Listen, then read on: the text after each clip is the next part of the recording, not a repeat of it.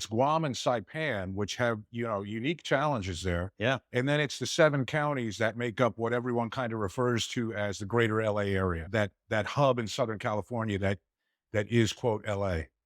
So with and maybe you just answered this, but the agents and coverage and task force officers, how many people do you think were under your A total purview? people, there was like 500 people, Okay. high 400s. Okay. Yeah. Okay. So I always started off this way. Let's go back from the very beginning. Yeah. Tell me a little bit about growing up, where you grew up, and what led you to law enforcement. Yeah. I was born in Massachusetts, Stoneham, Massachusetts, and I lived in a little town called Everett, then Peabody, then Linfield, but moved to New Jersey at a pretty young age. I think I was probably about 8 years old when I moved to New Jersey. So really, New Jersey's where I grew up.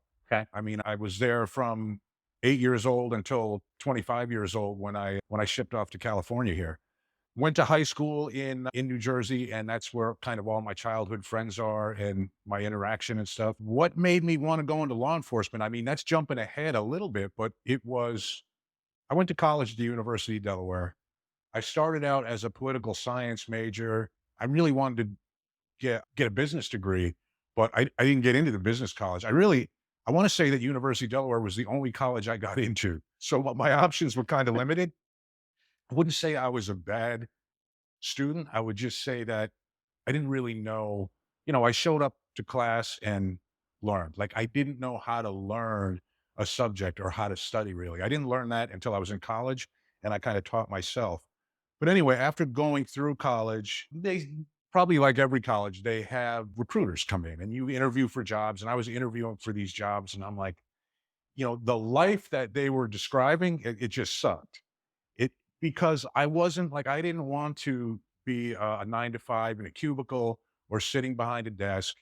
And hey, was looking at like stockbroker jobs and that would be exciting, but was there something more that wouldn't just be the pursuit of the dollar? So that was kind of the two criteria I had. I wanted something that was going to be exciting and I wouldn't be behind a desk and maybe it would have at least a little bit of some social component to make society better, honestly.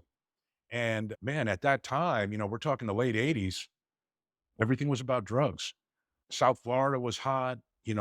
George Bush Sr. had started a lot of programs in South Florida to go after the Colombian cartels, and that was in the news all the time.